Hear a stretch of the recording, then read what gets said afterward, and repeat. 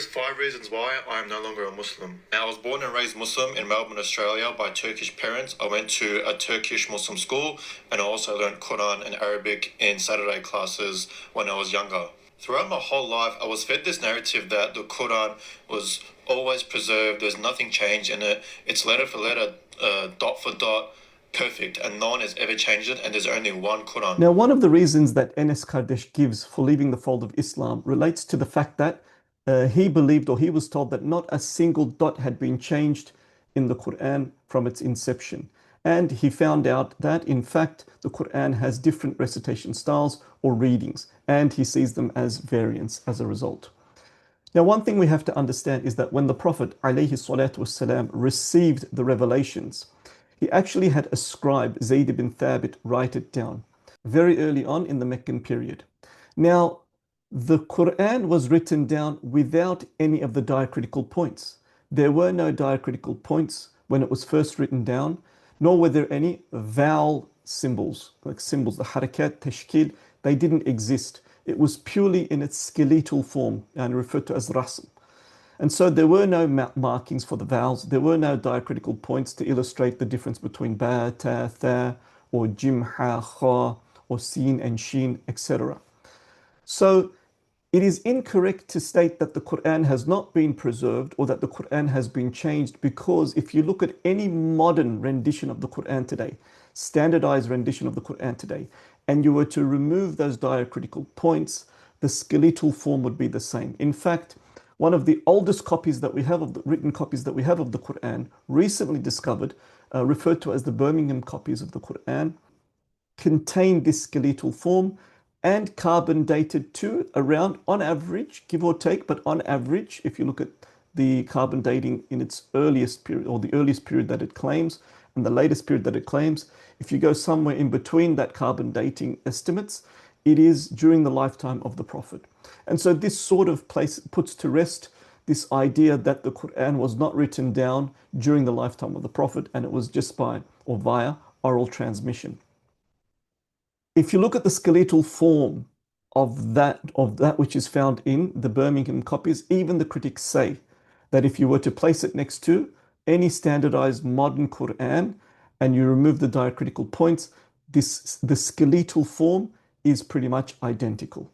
Other than the only exception is a few of the vowel markings, which the original did not have anyway. So in essence, while it may be incorrect to say not a single dot has been changed, it is correct to state that the skeletal form has not been changed whatsoever. Now, one thing that we have to understand is what we are referring to when we say the Qur'an. When we're referring to the Qur'an, what do we mean? The Qur'an is something that is uncreated in its original essence. It is something that transcends space and time and human language, because the Qur'an existed prior to time and space and place existing.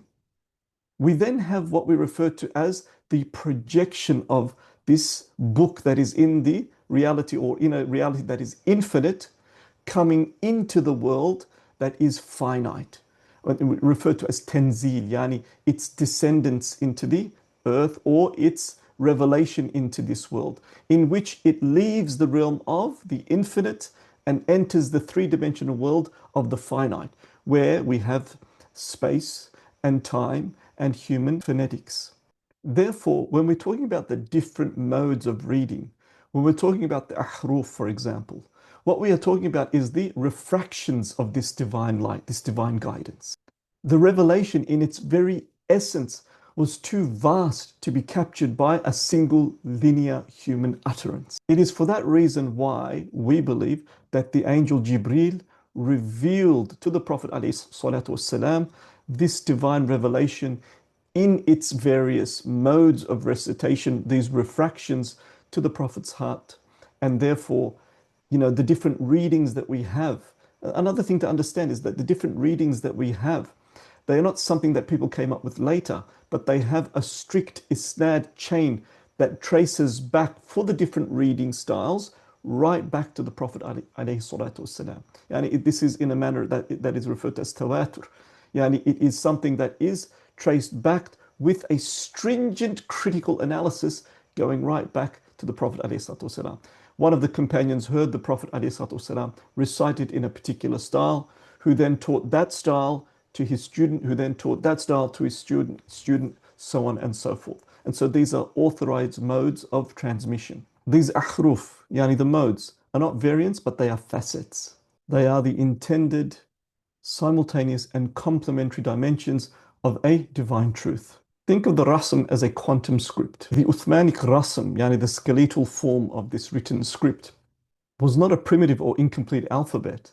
Rather, it was a work of divinely guided genius, tawfiq. It is a transcendent script designed to be a stable and physical container for multiple valid simultaneous realities. So the rasm from this aspect is not something that is static. It is actually a masterpiece. And this masterpiece does not force a choice per se. Rather, it exists, if you look again at quantum mechanics, in something like a superposition until it is observed, meaning it is recited by an authorized, qualified reciter, reciting it in an authorized mode that traces back to the Prophet ﷺ. So from this perspective, the rasm actually preserves a multidimensionality in which the revelation, when it comes to these different modes, is not either or, but rather both and. This is non-linear and it completely transcends a single utterance model. Now, one example would be Maliki Yawmiddin, Maliki Yawmiddin. Now, when it comes to a linear approach, you could only choose one or the other, right? Or you would have to extend upon, you would say master and king and sovereign and lord, so on and so forth, or absolute possessor of that day, for example. But in the rasm form, it encapsulates all of these meanings in the one skeletal form. So unless you use multiple words, the human language would actually make you choose between one or the other. Whereas this has a multi-dimensionality to it in which it can encapsulate multiple meanings using that same skeletal word. So the ahruf, the different modes, allows for this single word to express both facets, Malik and Malik, as equally valid and true expressions of the divine revelation, even though it is a single source. Another example we can find in Surah Al-Baqarah, for example, verse number 259, in which Allah subhanahu wa ta'ala is talking about a miraculous event in which bones were reanimated. That which was bones came back to life. And this was, being illustrated to an observer. Now, the word that is used there is nunshizuha, and that's a common reading, nunshizuha. And in this word, there is a letter in which it can be changed based on a diacritical point. So, ra looks the same as a za, for example. The difference with the za is it has a dot at the top of it. So one reading would be with the za, that is the common reading, refers to the bones being raised, brought up. And there's another way in which we can read it. The other mode in which we read it is that it is not with a za, it is with a ra. So you would now read it as nunshiruha. Nunshiruha means reanimated. So resurrected to the point in which it is now reanimated. It is now from non-living to living. So if you look at it again, we can see how the non-linear aspect of this revelation, the rasm, shows how multiple realities can exist within the same textual space, which transcends our A or B linear logic. This one word encapsulates a much more profound meaning when combined. So for example, the bodies or the bones were raised, which is a precedent to reanimating. So it is raised, risen, and then it is resurrected to the point in which it is reanimated and brought back to life. And now we can understand that the preservation of the Qur'an was not simply the preservation of a written book, rather the preservation of a living oral event. So the ahruf, the different modes, and the different recitation styles are not a problem to be defended. Rather, quite the contrary, it actually illustrates the Qur'an's i'jaz, yani the fact that it is inimitable. The Qur'an is inimitable. They show that no single human utterance, no single human dialect, no single moment in time could ever fully contain the eternal, all-encompassing and multidimensional Word of God. The key point is that the original revelation was in its skeletal form. And every Qur'an today, when you take away the diacritical points and when you take away the vowels, you will see that it has indeed been preserved remarkably. The Qur'an was preserved and written on two mediums. The first was written down, literally written down. The second was written onto the hearts of those that memorized it. And Allah subhanahu wa ta'ala, He says that the Quran was made easy to memorize. And that is why we have so many people, I would say perhaps even 70% of those that have memorized the Quran speak very little Arabic. And the Arabic that they speak, they probably speak it because it's just common words that they use. Insha'Allah, masha'Allah, subhanallah, and so on and so forth, or that which is common in their own language. Outside of that, they would not speak a word of Arabic, and yet they have memorized it from cover to cover. When I had a debate in Melbourne, the debate was in relation to the preservation of the Quran, the preservation of the Word of God. And in that debate, I illustrated very clearly that if there were an event, an apocalyptic event, in which people are back in the dark ages and there is no electricity, there's no energy, and in order to stay warm, you had to burn things. Eventually, you would burn unwanted, first and foremost, you would burn unwanted furniture. You would go chop down trees and so on and so forth and burn that. Then when you ran out of that, you would burn books that you didn't want to read, right? The books that weren't important. Then eventually you would burn books that are important. Then eventually you will start burning religious scriptures, for example. So the written form would be gone. There is no electricity, so you don't have any digital format of these books. Outside of the Quran, pretty much the Word of God, or that which is claimed to be the Word of God by other religious traditions, would be lost forever.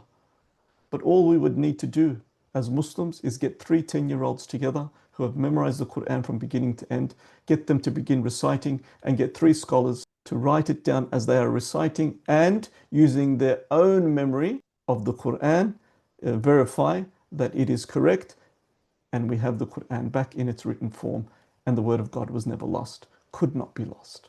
So people forget that the Quran was preserved in 2 ways. 1, it was written down from the outset, and 2, it was memorized from beginning to end. Finally, why were the dots included at a later stage? As Islam began to expand to non-Arab lands, it now expanded to those people that didn't understand Arabic, that couldn't read it based on its context, and so they needed to know when there was a ba, when there was a ta, when there was a tha, in order to be able to read it and recite it properly. And therefore, those dots ensured the preservation of that which was divinely revealed from the infinite to the finite. Now, Enes Kardeş, I understand that one of your frustrations is that you were told from a very young age that not even a single dot had changed in the Quran. And when you found out that this was not entirely the case, you became frustrated, and it was one of the 5 reasons why you left Islam. If a written form does not allow you to say that precisely, then it is not rehearsing, reciting, preserving what the Quran is.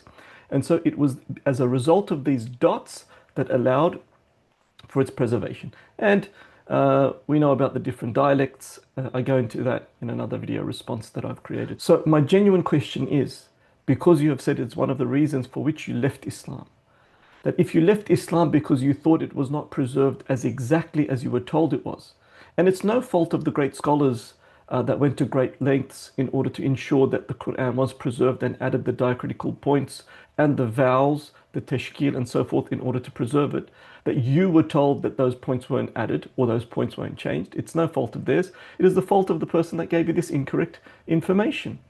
But what's puzzling and perplexing is, while the Quran holds one of the most stringent and one of the most rigorous trials in ensuring the authenticity of the Quran going back right to the lifetime of the Prophet, this is not found in the previous revelations or previous scriptures. In fact, from a scholarly consensus, so the majority of the scholars will admit, the majority of the scholars will acknowledge that the main language that Jesus spoke was Aramaic. Yes, there are some scholars that are saying, well, perhaps he knew some Greek, or perhaps he did preach in Greek here and there, and maybe there are archaeological evidences that may point to that. But the vast majority of Christian scholars accept that he spoke Aramaic. Now, the earliest records and manuscripts that we have of the Bible, of the New Testament, is in Greek. It was not preserved in Aramaic. It was not written down in Aramaic. In fact, we don't even know who the original author was or compiler was that wrote it down even in Greek. According to Matthew, according to Luke, according to Mark, according to John, most of the Christian scholars, again, Christian scholars themselves will say, we don't really know who wrote it down. We don't really know who compiled these Gospels or these books. So from an Isnad perspective, we don't even know the original compiler of the translated form, let alone the original language in which it was revealed. So it is fair to ask the question that if one of the reasons you left Islam was because you had an issue with Maliki Yawmiddin and Maliki Yawmiddin, in which the meanings complement one another and in which we have stipulated very clearly that this is part of the inimitability of the Qur'an.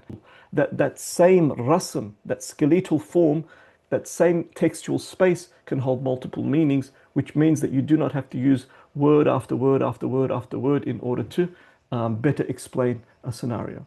If we're going to be intellectually honest, why you would go something that was far more rigorous in its preservation, if it was a cause for you to leave Islam, why isn't the same standard placed when it is a cause for you to enter into Christianity? Again, this may not be of significance to our Christian brothers and sisters, and that is not the point that I'm trying to make. But if it is the standard that you used in order to leave, when it comes to the preservation, well, then we must have the same standard when we are entering Christianity as well. And again, this is a genuine, sincere query as a result of what you said. So imagine again that Jesus was teaching in Turkish. So he was revealing the scriptures in Turkish. You and I know Turkish, Enes Kardeş, and imagine a disciple annoyed him. And because the disciple annoyed him, he said to his congregation, or he said to his flock, "Başımın etini yedi." And imagine this is what people were preaching, that when the disciple came to him, he said to the disciple, "Başımın etini yedi." And so this is now propagated to the different regions and to the far outskirts of the lands in which they live.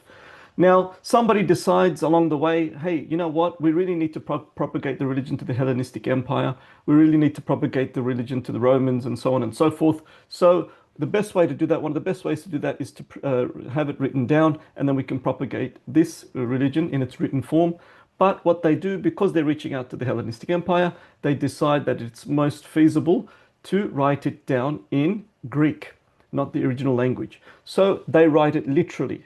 What Jesus said when the disciple approached him, they said in the Greek, "He ate the flesh from the top of my head," because that's what the literal translation of "Başımın etini yedi" is. Now, can you imagine people will think now, well, if a disciple came and ate the flesh from the top of Jesus's head, maybe there's a blessing in this. So maybe we should go to our priests, maybe we should go to the fathers, maybe we should go to the reverends and eat and nibble a little bit of flesh from the top of their head as well. There must be some blessing in doing this. And there must be a reason for this practice because Jesus' disciple did it. Now you could say, well, you could sort of conjure and understand and go back and understand that this may have been a saying, but you don't know the exact words that were used. Maybe the original was "Başımdan et parçaları alıp yedi, kesip yedi." You don't know that the original words were "Başımın etini yedi." What you have is just the direct literal translation, and maybe they're not even analyzed for many, many centuries thereafter, in which the cultural nuance may be lost. And people think that literally what he is saying is, "He ate the flesh from the top of my head."